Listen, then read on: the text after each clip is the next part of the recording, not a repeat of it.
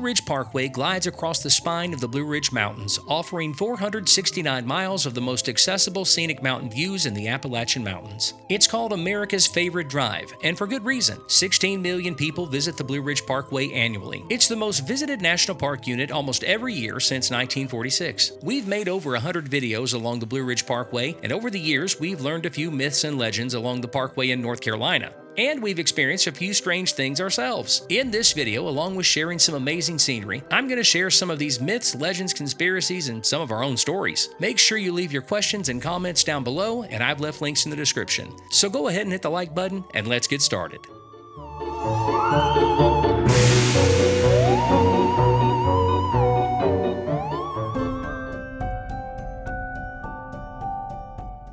Somewhere around milepost 301 on the Blue Ridge Parkway, you can see orbs of light hovering high above North Carolina's Brown Mountain. At least that's what they say. It was first reported back in 1913, and then it sort of became a thing. In 1922, the U.S. Geological Society said it was just headlights, but locals said that's not possible because back in 1916, a flood washed out roads, bridges, and power for weeks, yet the lights continued to show up in the same place. So for over a century, glowing orbs have occasionally danced across the dark sky, vanishing or bursting without a sound. From what I've seen on YouTube, some folks have seen a pretty good light show from the parkway on clear nights. Other than this past year when much of the parkway in North Carolina was closed due to damage from Hurricane Helene, looking for these orbs is an unofficial parkway activity. Now, eyewitness accounts vary, but the lights are described as glowing balls, firecracker-like flashes, and even appearing as drifting clouds. They can appear white, orange, yellow, or red, and they can hover, brighten, dim, or dart rapidly.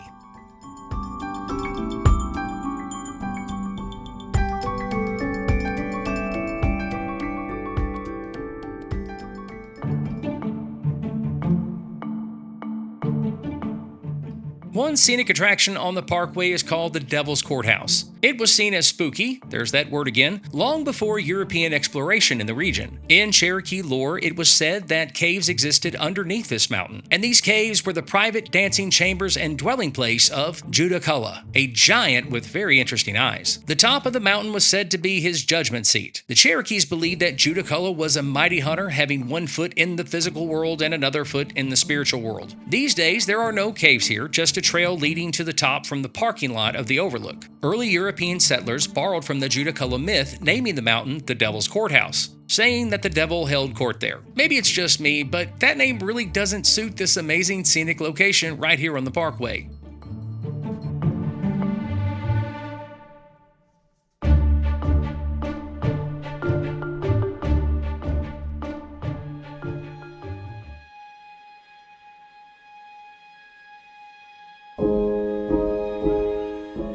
In recent years, there's a growing interest in a particular southern Appalachian Mountains legend. The legend can be traced to Fort Mountain, Georgia, also in the Blue Ridge Mountains, but about 2.5 hours south of this section of the parkway. For 200 years, the legend of the Moon-Eyed People wasn't just a story shared around campfires, but it was believed as fact until the 20th century. And some people still believe in this legend. Now stay with me on this, it gets interesting. By the time of European contact in 1540, the Cherokee had established a sophisticated society with permanent villages, agriculture, and large trade networks. But the Cherokee didn't build stone structures, they used wood and earth. But European explorers and settlers found abandoned stone structures throughout the southern Appalachians. The Cherokee explained that the stone structures were built by the Moon-Eyed People, an ancient mysterious people who once thrived before the Cherokee arrived. They described the Moon-Eyed People as white, short, bearded, with large blue light-sensitive eyes. They said the Moon-Eyed People lived in caves and only came out at night. And not long after the Cherokee migrated into the Appalachian Mountains, the Moon-Eyed People vanished. Now at first, the legend of the Moon-Eyed People seems easy to dismiss as fantasy. I mean, if you think about it, Moon-Eyed People almost seem like European gnomes. So how is it even possible? Well, check this out. Until about 100 years ago, pre-Columbian contact theory wasn't considered a theory. European explorers and later colonists just assumed that throughout history, boats from this side of the world wandered over to this side of the world long before Columbus. In fact, Europeans told stories about it. There's an English legend involving Prince Madoc. According to the legend, in 1170 AD, Madoc and his followers sailed and landed somewhere in the Americas, probably around Alabama if the story's true. When the story of the Moon-Eyed People surfaced during the Age of Exploration, the 16th century, people speculated that Madoc and his followers must have made their way to the Appalachian Mountains after landing in Alabama. Now, there's no evidence, but it's not impossible. In 1797, author Benjamin Barton described the Moon-Eyed People as an albino race. In the 19th century, or 1800s, several historians mentioned the Moon-Eyed People when telling the history of the Americas. What I find so fascinating is that for over 200 years, people believed that the Blue-Eyed People existed at some point in history. And maybe they did. So tell us what you think.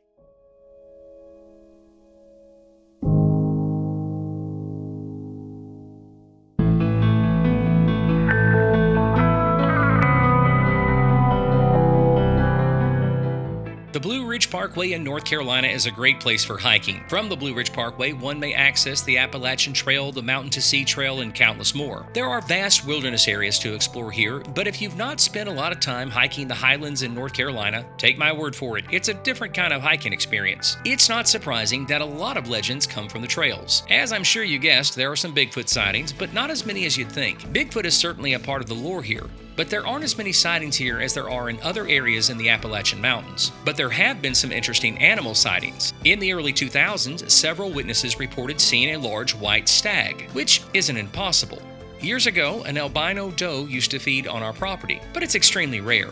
There was nothing mystical about the white stag sighting, but the witnesses mentioned how amazing it looked in the mountains during the early morning fog. A few years later, several hikers reported seeing a giant owl or a raptor. It was described as an oversized bird resembling an owl or hawk, but far larger than typical species, with a wingspan estimated at 6 to 8 feet. This was widely reported on online hiking forums. I don't know what they saw, but I've had owls fly across my path in West Virginia while hiking at night.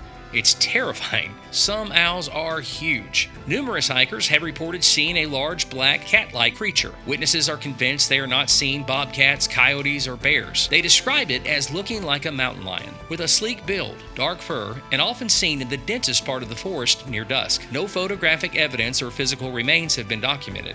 Now check this out. A big debate in Tennessee and North Carolina is whether cougars have moved back into the area, but wildlife officials always say they're not finding tracks or scat for mountain lions. But people keep claiming they're seeing mountain lions, and they keep showing up on trail cams in both states. So do you have mountain lions where you live? Let us know in the comments.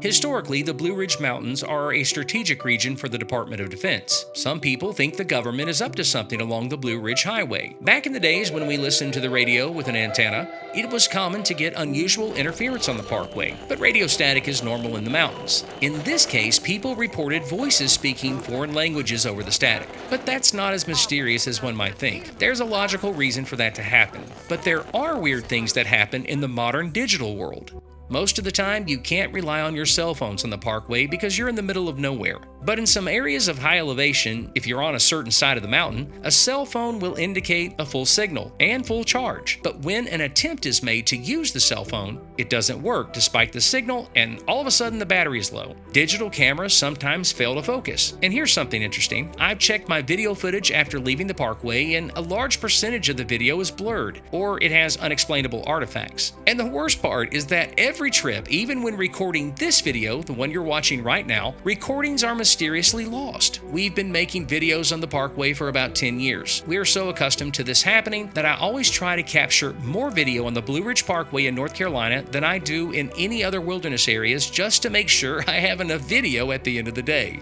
Have you ever had these strange occurrences happen up on the Blue Ridge Parkway? Tell us all about it in the comments.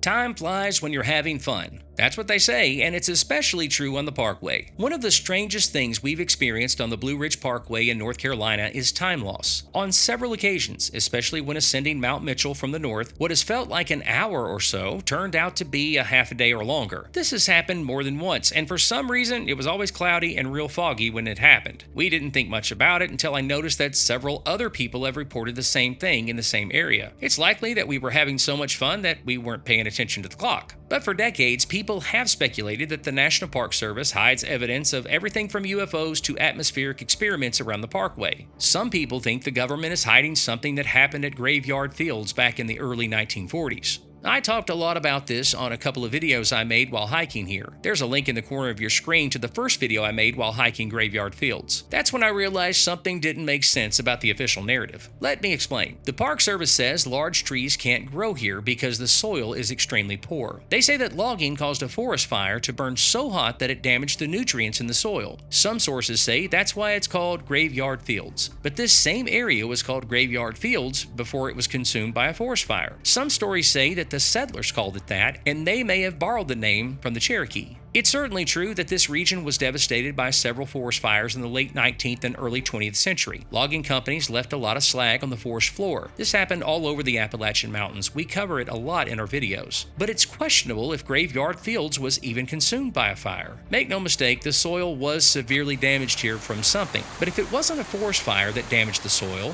what was it? A lot of interesting things were taking place all over this region and into the Tennessee Valley before and during World War II. Check out both of those videos, you might find it interesting. I provide some great information and take you on a pretty awesome hike too.